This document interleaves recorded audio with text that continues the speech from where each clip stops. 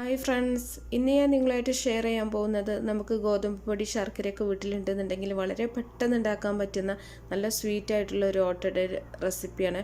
ഓട്ടട സാധാരണ നമ്മൾ പച്ചരി അരച്ചിട്ടാണ് എടുക്കാറുള്ളത്, കറിയുടെ കൂടെയൊക്കെയാണ് കഴിക്കാറുള്ളത്. ഇത് നമുക്ക് വെറുതെ കഴിക്കാൻ നല്ല ടേസ്റ്റാണ്. അപ്പോൾ ഇതെങ്ങനെയെന്ന് നോക്കിയാലോ. ആദ്യം തന്നെ മിക്സിയുടെ ഒരു ജാർ എടുത്തിട്ട് അതിലേക്ക് ഒരു 1/2 കപ്പ് തേങ്ങാപ്പാൽ ഒഴിക്കുന്നുണ്ട്. ഞാൻ എടുത്തിട്ടുള്ളത് കോക്കനട്ട് മിൽക്ക് പൗഡർ ഒന്ന് കലക്കി എടുത്തിട്ടുള്ളതാണ് കേട്ടോ. അപ്പോൾ ഫ്രഷ് ആയിട്ടുള്ള തേങ്ങാപ്പാലാണെങ്കിൽ കുറച്ചും കൂടെ നല്ല ടേസ്റ്റ് ഉണ്ടാവും. ഇതിലേക്ക് ഒരു കോഴിമുട്ട പൊട്ടിച്ചൊഴിക്കുന്നുണ്ട്. ഇനി അതുപോലെ ഒരു 1/4 കപ്പ് ശർക്കര പാനിയും കൂടെ ഒഴിച്ചു കൊടുക്കുന്നുണ്ട്. ശർക്കര ഉരുക്കി അരിച്ചെടുത്തിട്ടുള്ളതാണ്, മധുരത്തിനനുസരിച്ചിട്ട് ഒഴിച്ചു കൊടുക്കുക കേട്ടോ. ഇനി ഒരു 2 ഏലക്കയും കൂടെ ചേർത്തിട്ട് നമുക്ക് നല്ല പോലെ ഇതൊന്ന് അടിച്ചെടുക്കണം. നന്നായിട്ടൊന്ന് പതഞ്ഞ് കിട്ടോളൊന്ന് അടിച്ചെടുക്കുക. അപ്പം അതിന് നല്ല സോഫ്റ്റ് ഉണ്ടാവുള്ളൂ. ഇനി ഇതിലേക്ക് 1 കപ്പ് ഗോതമ്പ് പൊടിയാണ് ചേർക്കുന്നത്. ഗോതമ്പ് പൊടിക്ക് പകരം നിങ്ങൾക്ക് മൈദ വേണമെങ്കിൽ ചേർക്കാം. മൈദ ചേർക്കുകയാണെങ്കിൽ പാൻ കേക്കിൻ്റെ ഒക്കെ ആ ഒരു തന്നെ വരിക. ഇനി ഇതിലേക്ക് ഒരു പിഞ്ച് ഉപ്പും കൂടെ ചേർക്കുന്നുണ്ട്. അതുപോലെ ഒരു 1/2 ടീസ്പൂൺ ബേക്കിംഗ് പൗഡറും കൂടെ ചേർക്കുന്നുണ്ട്. നല്ല സോഫ്റ്റായി കിട്ടാൻ വേണ്ടിയിട്ടാണ് ബേക്കിംഗ് പൗഡറും കൂടെ ചേർക്കുന്നത്. അപ്പോൾ നല്ല പോലെ വീണ്ടും നമ്മളൊന്ന് അടിച്ചെടുത്തിട്ടുണ്ട്. അപ്പോൾ നല്ല കുറുകിയിട്ടുള്ളൊരു മാവാണ് നമുക്ക് കിട്ടുക ഈ ഒരളവിൽ നിങ്ങൾ എടുക്കുകയാണെന്നുണ്ടെങ്കിൽ. അപ്പോൾ ശർക്കര ഉരുക്കിയെടുക്കുമ്പോൾ ഒരുപാട് വെള്ളത്തിൽ ഉരുക്കിയെടുക്കണ്ട കേട്ടോ. മധുരം കുറഞ്ഞ ശർക്കരയാണെങ്കിൽ ഒരു 1/4 കപ്പ് ശർക്കര ഉരുക്കിയത് മതിയാവും. ഇനി നല്ല പോലെ നമുക്കിതൊന്ന് ഇളക്കി മിക്സ് ചെയ്യാം. ഇത്രയും ഒരു പാകത്തിനാണ് നമ്മുടെ മാവ് വേണ്ടത് കേട്ടോ. ഇതിലേറെ ഒരുപാട് ലൂസാക്കി എടുക്കരുത്. അപ്പോൾ പാൻ കേക്കിൻ്റെ ഒക്കെ ആ ഒരു പാകത്തിന് തന്നെ ആക്കി എടുത്തിട്ടുണ്ട്. ഇനി നമ്മളിത് റെസ്റ്റ് ചെയ്യാനൊന്നും വെക്കണില്ല. ഒരു തവ ചൂടാക്കിയിട്ട് ഓരോ കയ്യിൽ മാവ് കോരി ഒഴിക്കുകയാണ് ചെയ്യുന്നത്. തവയിലോ പാനിലോ ഒക്കെ ചെയ്യുക. കുറച്ച് വലുതാക്കിയിട്ട് വേണമെങ്കിൽ നിങ്ങൾക്ക് അങ്ങനെ ചെയ്യാം. ഞാൻ ഓട്ടയുടെ ആ ഒരു പാകത്തിന് വലുപ്പത്തിലാക്കിയിട്ടാണ് ചുട്ടെടുക്കുന്നത്. അപ്പോൾ നിങ്ങൾക്ക് ബേക്കിംഗ് പൗഡർ വേണ്ടെന്നുണ്ടെങ്കിൽ മുട്ടയുടെ അളവ് കൂട്ടി കൊടുത്താൽ മതി. ഞാൻ മുട്ടയുടെ അളവ് കുറച്ചിട്ടാണ് ബേക്കിംഗ് പൗഡർ ചേർത്തിട്ടുള്ളത്.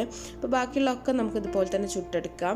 മാവ് ഒഴിക്കുന്ന സമയത്ത് വളരെ തീ കുറച്ച് വെച്ചിട്ട് ചെയ്യാം. ഒന്ന് അടിച്ച് വെച്ചിട്ട് ഹോൾസൊക്കെ വരുന്ന സമയത്ത് നമുക്ക് കുറച്ച് ബദാമിൻ്റെ കഷ്ണങ്ങളും കൂടെ ഇട്ട് കൊടുക്കുന്നുണ്ട്. നിങ്ങൾക്ക് ഇഷ്ടമാണെങ്കിൽ തേങ്ങ ചേർത്ത് കൊടുക്കുക. അതൊക്കെ ഓരോരുത്തരും ഇഷ്ടം പോലെ ചെയ്യുക കേട്ടോ. ഞാനിപ്പോൾ കുറച്ച് ബദാമിൻ്റെ പീസസാണ് ഇട്ട് കൊടുക്കുന്നത്. അപ്പോൾ ബാക്കിയുള്ളതൊക്കെ നമുക്കിതുപോലെ തന്നെ ചുട്ടെടുക്കാം. അപ്പോൾ മുഴുവനൊന്നും ചുട്ടെടുക്കണമെന്നും കാണിക്കണില്ല കേട്ടോ. അപ്പോൾ നിങ്ങൾക്ക് കാണുമ്പോൾ ഒരുപാടായി പോവും. അപ്പോൾ ഇതുപോലെ ചുട്ടെടുത്താൽ മതി. അപ്പോൾ നമ്മൾ ഏകദേശം എല്ലാം ചുട്ടെടുത്തിട്ടുണ്ട്. നല്ല സോഫ്റ്റാണ് കേട്ടോ. അടിയൊന്നും കരിയാണ്ട് തന്നെ നമുക്ക് കിട്ടിയിട്ടുണ്ട്. നമ്മുടെ പാൻ കേക്ക് പോലെ തന്നെയാണ്.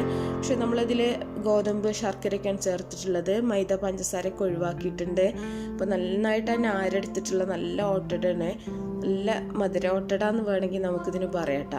ഇനി ഇത് നിങ്ങൾക്ക് കുട്ടികൾക്കൊക്കെ കൊടുക്കുന്ന സമയത്ത് അവർക്ക് ഇഷ്ടപ്പെട്ട എന്തിൻ്റെ കൂടെ വേണമെങ്കിലും നിങ്ങൾക്ക് കൊടുക്കാം. ഞാനിവിടെ ഹലാവ കുറച്ച് ഇതിൻ്റെ മുകളിൽ നിന്ന് സ്പ്രെഡ് ചെയ്യുന്നുണ്ട്. ഈ ഹലാവയുടെ റെസിപ്പി ഞാൻ നേരത്തെ അപ്ലോഡ് ചെയ്തിട്ടുണ്ട് കേട്ടോ. അപ്പോൾ കാണാത്തവരുണ്ടെങ്കിൽ കണ്ടു നോക്കുക.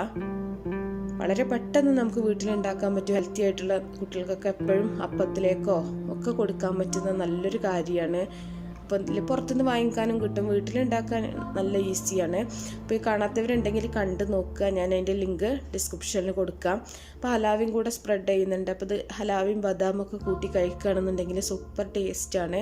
ഇതുപോലെ നിങ്ങൾക്ക് ഇഷ്ടമാണെങ്കിൽ ഇതുപോലെ ഉണ്ടാക്കി കഴിക്കുക.